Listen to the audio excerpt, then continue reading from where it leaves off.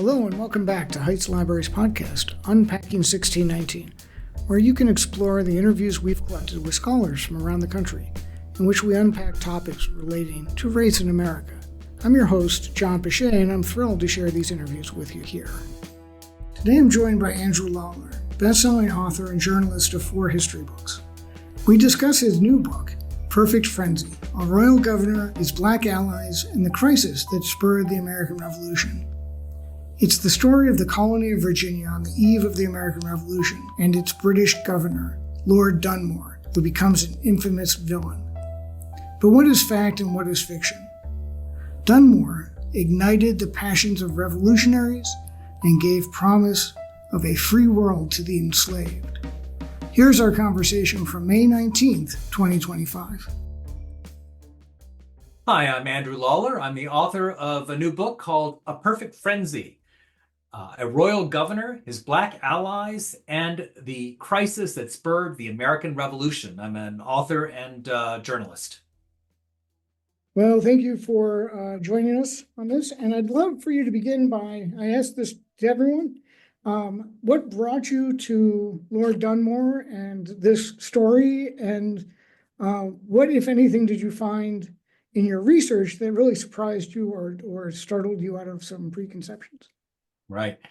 Well, I grew up in Norfolk, Virginia, which is a coastal city with a lot of history. But I learned just a few years ago that a lot of the history I had learned about the beginning of the American Revolution in Virginia was actually not only incomplete, but often inaccurate. And as a journalist, I was shocked that these childhood stories that I had learned, in many cases, simply weren't true.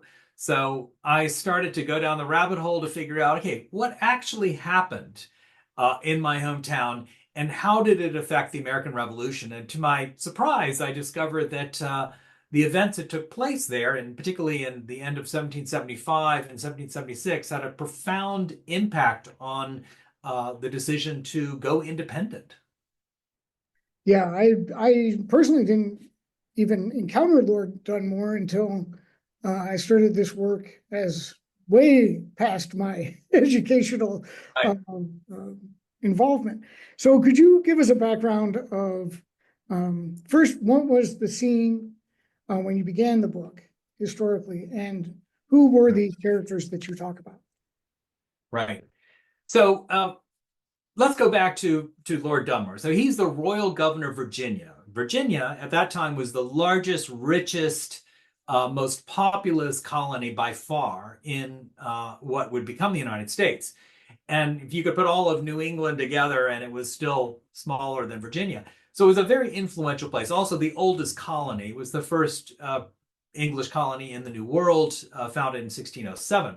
So there was this long history in Virginia of being a tobacco growing state. And that's really critical to understand. Tobacco is what drove the economy. It's why people went to Virginia, and it's how they got rich. The white people, that is, because 4 out of 10 Virginians by the start of the Revolution were in fact enslaved Africans, most of whom were working in the tobacco fields.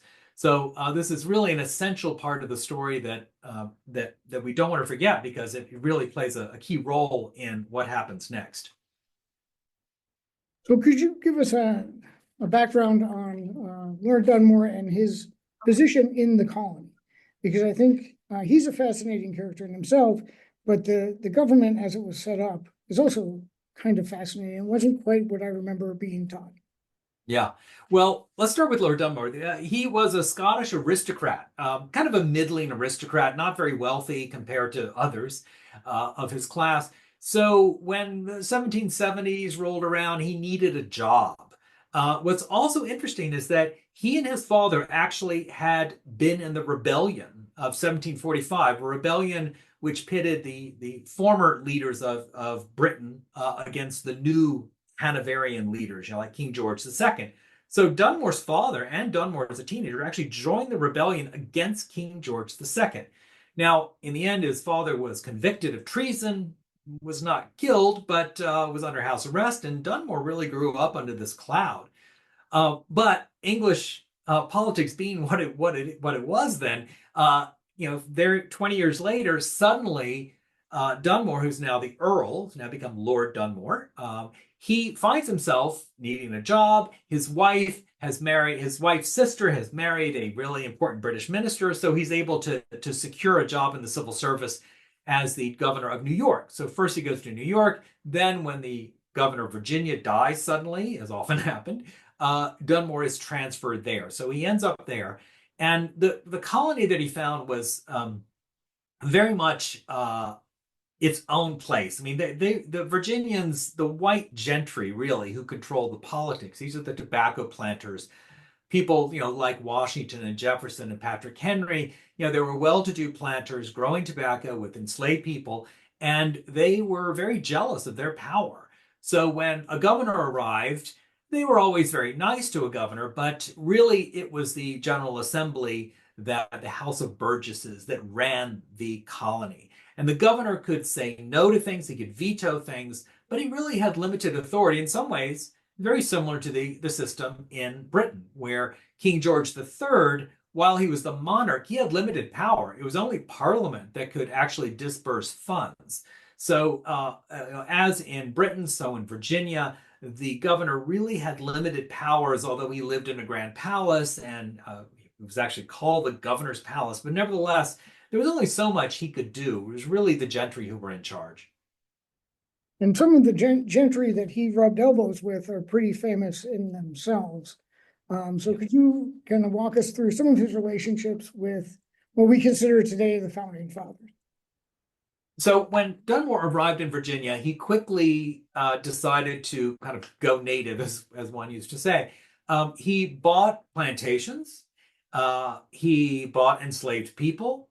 He was living in this grand house, and he decided to, really integrate himself into the gentry. And one of his best friends, very early on, was George Washington, who was a kind of up and coming, kind of not quite middle aged yet, youngish aristocrat who was hoping to make it rich, to really make it big by getting wealthier. Washington, like Dunmore, they both grew up under kind of modest circumstances given their class. So they both were striving to get more wealth, more prestige.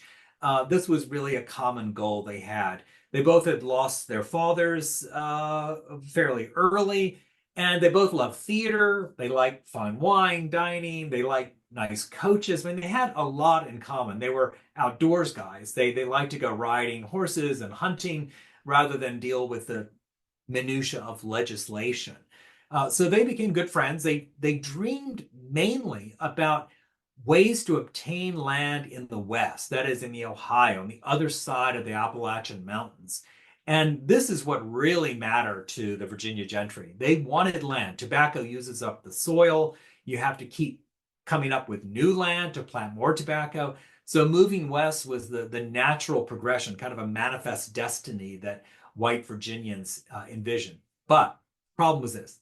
King George III, at the end of the French and Indian War in 1763, drew a line down the ridge of the mountain saying, white people stay to the right and Indians are on the left.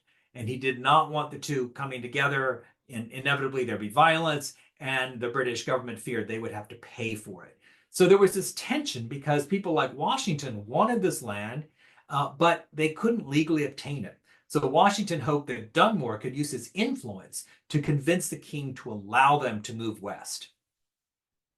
Well, and this land desire is one of those things that just seems to be left out of the story of the American Revolution completely, as is slavery. But let's talk a little bit more about that, this whole notion of moving, because I think it's incredibly important. And I would like for you to give us more of a background too on the wars that would ultimately lead to the taxation, because they're all kind of intertwined into this weird mesh that only taxes seem to be the thing we talk about. But the taxes were actually paying for the protection of the colony, and Lord Dunmore had some involvement in those wars as well.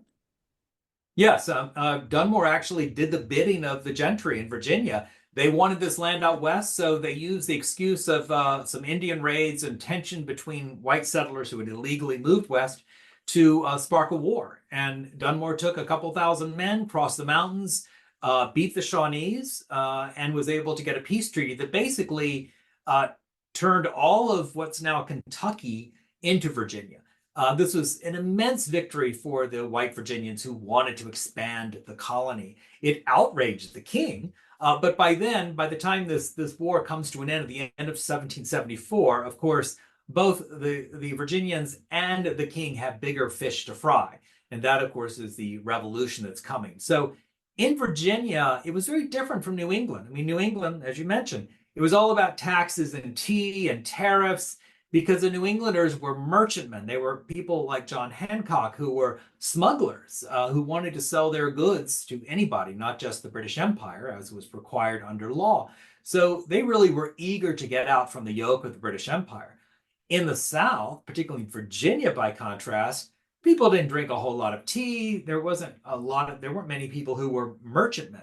For the most part, those were Scottish people who owned ships, not native Virginians. So it was really this question of land in the West that was driving the gentry to irritation, and then eventually to deciding to fight Britain in order to get what they saw as their right to obtain lands that belonged to indigenous people.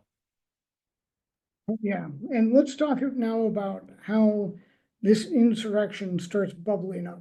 Before it becomes pure revolutionary fervor, there's a lot of minor skirmishes, as let's just say, between those who want to stay under British rule and those who are beginning to question British rule. And where does Dunmore, because he straddles that line between the two pretty well for a while, but then makes a real stand. Yeah, so when Dunmore returns from the war we talked about in December of 1774, he comes marching to Williamsburg, the colonial capital, triumphantly. He's really at the peak of his popularity, both among just white settlers as well as the white gentry.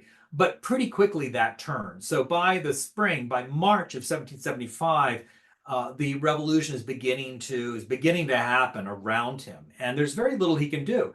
He actually stays silent. He doesn't talk about it because he doesn't want to irritate people. He's hoping it'll pass. He's hoping that, as with the Stamp Act 10 years before, there'll be some kind of resolution in London that will solve the problem.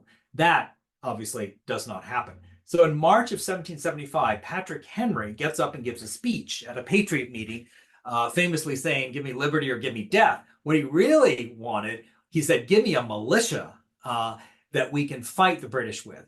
And the Virginia gentry who are at the meeting agree. And this is something Dunmore can't ignore. Here is a group of people creating an extra legal militia. So the next month, he decides to take the gunpowder out of the arsenal in Williamsburg and put it on a Royal Navy ship about 6 miles away in the James River. This creates outrage among the white citizens of Williamsburg. They come out in force. He's threatened. And Dunmore, remember, he has very few troops. He really has almost no troops, a couple of dozen Marines. That's about it. His family is in the palace. He's completely exposed. You have maybe 3,000 or 4,000 or 5,000 troops in Boston at that point. But in Virginia, there was virtually no presence of the Royal Navy or Army, just a couple of ships and a few soldiers. So Dunmore makes a threat that in the moment was very effective. He said, "If you attack me or my officers, I will free the slaves." Now, this was throwing down the gauntlet because given that 4 out of 10 Virginians were enslaved, he was essentially calling for a mass slave insurrection. Now, he didn't do it. Just making the threat was enough to make the Patriots back down. But then, of course, this would change later in the year. Well, yeah, and let's talk about that, right? Because as you say, it was really effective in the moment, but it became something that he had to deal with and manage as well. So could you talk about, and we'll get into the effects of it, but more the life cycle of this proclamation? Right. So, well, the proclamation actually comes a bit later. So first he makes the threat in April of 1775. Then by June of 1775, things are just too hot in Williamsburg. He leaves, he goes to a Royal Navy ship in the York River, not far from Williamsburg, and then eventually creates his own kind of new government, new colonial capital outside of Norfolk. There's this port city on the southeast coast. Now, because of the water there, the Royal Navy has complete mastery. They only have a few ships, but the Patriots have nothing. So Dunmore creates a kind of a land base there protected by these ships that can try and fight back against the rebels. And this is really extraordinary because very few royal governors put up a fight. Maybe for a month here and there. Most of them just get on ships and they go back to England. Dunmore decides not to, and it's extraordinary given that he has almost no troops, few ships, and how is he going to defend the largest colony that is filled with patriots? So he eventually, though, manages to create this coalition of Scottish merchants who will provide him with the money he needs to keep going. And meanwhile, enslaved people, having heard about his promise or threat, depending on your point of view, back in April, they start to leave plantations and ask for sanctuary at his base near Norfolk, Virginia. And pretty soon, hundreds of people are flocking in. And this suddenly makes it clear that if Dunmore wants to defeat the Patriots, he's got an army in waiting. He's got all of these black men in particular who are eager to fight their Patriot masters. And this is when things really turn interesting in Virginia, because this has never happened before. The British government always was, as the largest slave trading nation on the earth, was always very careful about controlling slave insurrections. But here you have the governor appointed by King George III, who eventually in November of 1775 puts out an official decree that emancipates all of those who could fight for the king who were owned by patriots. And this is, a huge step, radical step that we can't even really grasp today. How far off of British policy Dunmore was going. And this really changes the situation, and it really terrifies the patriots.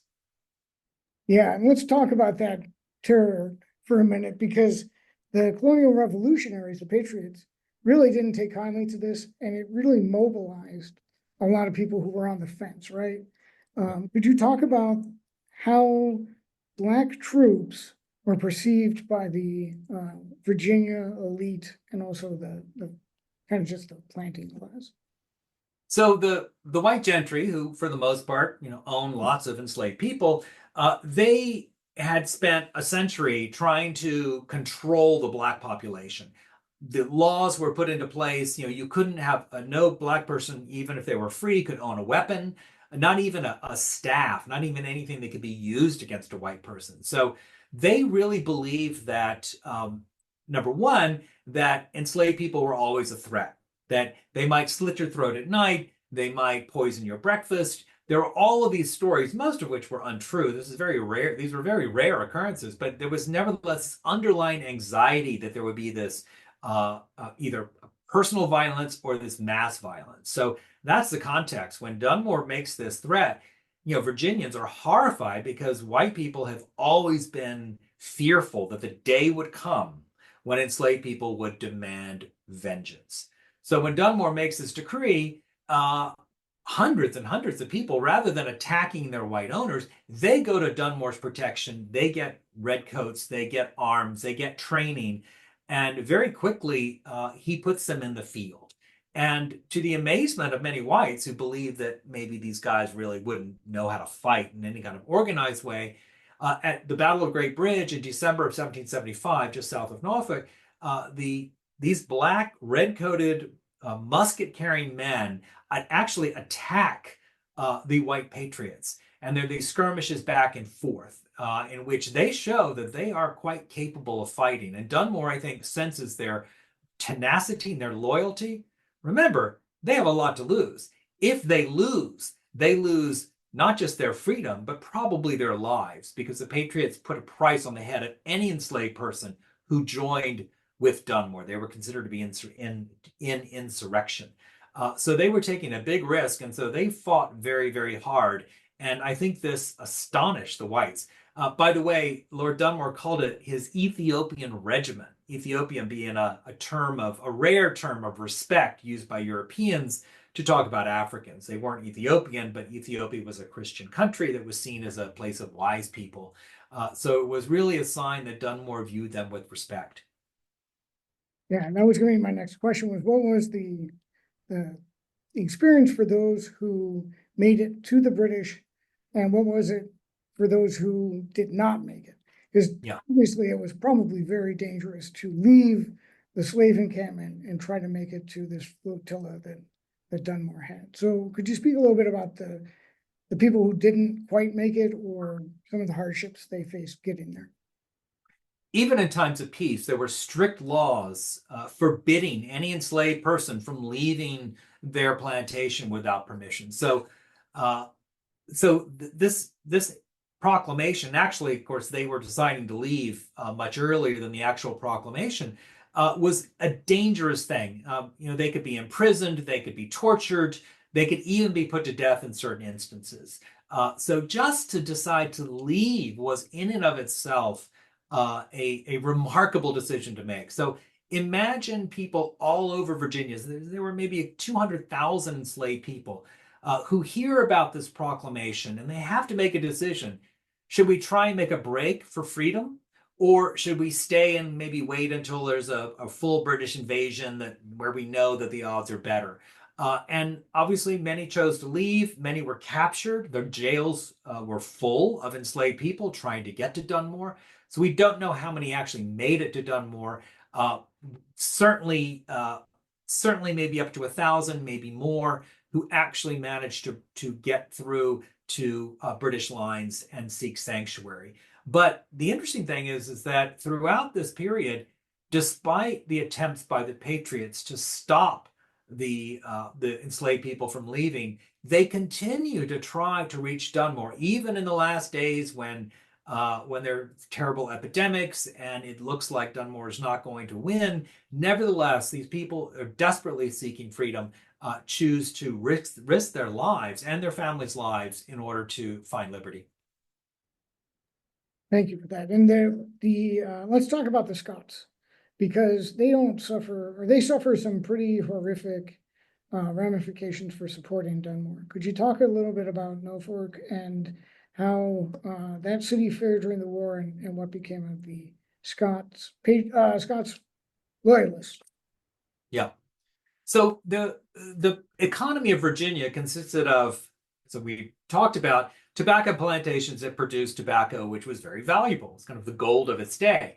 And to get that material to England required ships naturally. And the Scottish merchants, particularly from Glasgow, kind of captured that market. So they're the ones that came in, took the tobacco back to Britain. And in doing so, they became immensely wealthy. And a lot of these Scots established bases throughout Virginia, and their headquarters was Norfolk, was this colonial city on the coast with a very good harbor. And that became a very, very rich town, a booming city. The Scots built mansions. They took the money from their profits and also built factories that were run by enslaved people. They had flour mills, distilleries. I mean, this was becoming a very big city. At that point, I think it was the 8th largest city in British North America, the largest port between Philadelphia and Charleston. So it was becoming very quickly a boom town that was really driving Virginia's economy. And with that came tension because the Virginia planters, on the one hand, didn't like these Scottish merchants. Number one, because they were kind of taking their share of the business, and number two, because they were loaning money to the gentry who were perpetually in debt. So they owed money to these people, plus they saw them as kind of interlopers, almost like Jews were seen at the time. The same kind of tropes were used. So the Scots were much hated by many people, and given their focus on Norfolk, Norfolk became a source of irritation to many patriots, even though there were a lot of patriots in Norfolk itself. And there's a bombing of the city as well, correct?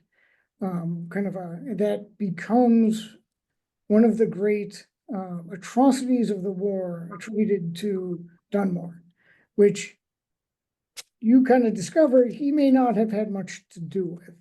Could you talk us through that? And also, let's talk about Dunmore's reputation before the war and after the war. I know there are two questions in there, but Yeah, let's start with that. So yeah, Dunmore, as we talked about, he was a popular guy up until the beginning of 1775. He doubled the size of Virginia. The white gentry and the people in charge, they liked this guy. He was really, trying to look after Virginia's interests first, really, more so than that of the king's. So he was popular, but that suddenly changed when he opposed the Patriot movement.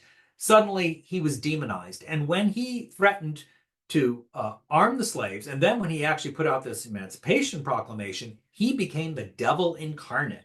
And immediately you see in the newspapers all these largely baseless rumors that he slept with black women, that he was raping young virgins, that he was a drunkard, that he was in cahoots with Catholics. I mean, it goes on and on. Suddenly, he really does go from being this kind of beloved, gregarious governor to being somebody who was seen as the epitome of evil. It's rare in American history to see one character who goes from one extreme to the other. And he remained a villain. And when I grew up as a child, he was the villain of my childhood because he burned my hometown of Norfolk. Now, let's talk about what happened. So in December of 1775, the British lose the Battle of Great Bridge, which means, in essence, that the Patriots were able to come in and occupy Norfolk. All of the Loyalists and British forces, including the Ethiopian regiment, they all get on ships in the harbor. So they're riding in ships in the harbor, and the Patriots are in the town surrounding them. This immense tension between these two opposing forces. So on January 1st, 1776, Dunmore had had enough because the Patriots were using warehouses on the edge of the river to to fire at people who came up on deck. So imagine you're crammed aboard a ship. There are like 3,000 people crammed in this large flotilla in the harbor, and you can't go above deck because some patriot is gonna shoot you from a few hundred yards away. So Dunmore decided to take action. He warned the town he was going to do this. And on January 1st, they began a bombardment that was covered. The troops landed. They burned those warehouses that were right on the edge of the river to deny those snipers a safe place to fire from. And then they retreated. So that was the end of the story, or would have been. But what happened next was covered up for more than a century. What happened was the Patriot troops used the bombardment as an excuse to set fire to this entire city. So even parts of town that were not affected by the bombardment were set on fire. Dunmore was blamed, and by the end of this, every single building, 1,333 buildings in this large, booming city, was no more. The city was annihilated, and never before or since have we ever seen the complete destruction of an American city. This is the one and only time it happened. And it wasn't the fog of war. It wasn't Dunmore. We know it was the Patriots because they themselves put together a report that showed that 96% of the damage was done by the Patriots. And furthermore, my research shows very clearly that Patriot leaders, in particular Thomas Jefferson, they actually wanted this to happen. They actually plotted and planned to destroy this city that was filled with Scottish merchants that they hated, enslaved people who had been freed, a place that enslaved people were being drawn to, and a potential military base for the British long term. So this led them to come up with this, unbelievable solution of simply flattening the place. No one ever proposed this for Philadelphia or Boston or any other city that eventually was occupied by the British. But in Norfolk's case, the city was completely devastated. And as you say, for a long time, it was Lord Dunmore and the British who did this in the history books and what we learned. Well, and even today, you can go to Philadelphia and go to the American Revolution Museum where they say January 1st, 1776, Lord Dunmore burns Norfolk, Virginia. We still are carrying on this myth, even though we know it is not true. And so that was part of my reason in writing this book, was to really get at what happened. And I found these depositions from eyewitnesses taken by this Patriot Committee that makes clear what happened. And it really is an untold story that I think it's time for us to face up to. Yeah, and it was a great part of the book. So let's talk about now the aftermath. We obviously know the Patriots win and America's formed, but what happens to all the African American slaves who were freed? What is the ramification of this Emancipation Proclamation? Because it ripples out across the world. And also, what happens to Lord Dunmore? Yeah. So the destruction of Norfolk really begins, in a sense, the independence movement. It's really not until early 1776, with the burning of Norfolk and the publication of Common Sense, that you really start to get people in Philadelphia, the Continental Congress, supporting independence. And of course, then by July 4th, 1776, that happens. And the reason it happens is because Virginia votes unanimously to separate from Britain and ask the Continental Congress to do the same. So meanwhile, Dunmore is still a threat. He's still there. He still has his troops. He's still hoping to attack Williamsburg. This doesn't happen in the spring of 1776 because of the outbreak of smallpox and other diseases, which basically, wreak havoc with the hundreds and thousands of people that are showing up on his doorstep. They're just dying faster than he can train them. That's just the truth of it. So by August of 1776, soon after the declaration is signed, Dunmore is forced to leave Chesapeake Bay. He takes with him all of the Ethiopian regiment members and their families. Interesting point. And they all sail out of Chesapeake Bay north to New York City, where they arrive just as a massive British invasion force appears off of Long Island. And then, of course, they attack New York, and they're able to kick out George Washington and his troops. And that becomes the base, the headquarters for British operations in North America for the rest of the war. So the Ethiopian regiment members were absorbed into the British Army after that. And several British generals follow in Dunmore's path, and they free many enslaved people during the course of the war. Maybe more importantly, Dunmore's decision to arm black men forces George Washington to change his mind. Washington, when he became Continental Army chief, refused to let black people re-enlist or for new ones to join. Dunmore's proclamation, within days, Washington decides to reverse himself and actually encourages black people, free black people, to join the Continental Army, which, of course, becomes the most integrated force in American history until the Korean War. So, that's a pretty big ripple effect from Dunmore's decree. And then you have to add what happens after. Dunmore's proclamation goes on to inspire people who are abolitionists. And it really becomes a key part of that story of abolitionism that begins to grow in the 19th century, ultimately culminating in a document that is way more famous, but in some ways is simply a redux of Dunmore's Emancipation Proclamation. And that is, of course, the document signed by Abraham Lincoln in 1863. So what happened to Lord Dunmore? Well, after the war, what happened?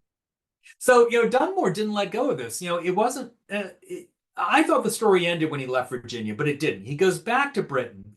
He lobbies the king relentlessly to encourage this emancipation of black people. He thinks that's the only way they'll be able to win the war. And he probably was right. But the British government is nervous about doing that. It only happens in a very limited way in the field. So the British really miss an important opportunity there. I think Dunmore was onto something. But he goes on to become the governor of the Bahamas, not as big as Virginia, but it's a job. He still needs a job. And he's recalled to London, though, because his daughter makes the fatal decision to marry one of King George III's sons without the king's permission. This is a no-no, and it's illegal in Britain. So Dunmore and his family become persona non grata. He ends up living with his wife and kids in a little small, inexpensive British resort at the sea, and eventually dies. I think 2 weeks before Abraham Lincoln is born. So, while he has kind of a sad end, Dunmore's acts, and I should say, actually, those acts forced on him by enslaved people who showed up in such numbers he couldn't ignore them, really changed the course of history. Well, thank you for bringing the story of this to us and also writing such a wonderful book about it. Well, thanks. And, I hope your listeners will want to read the whole story. It's called A Perfect Frenzy, A Royal Governor, His Black Allies, and the Crisis that Spurred the American Revolution. It's published by Grove Atlantic. And if you can support your local bookstore, please do.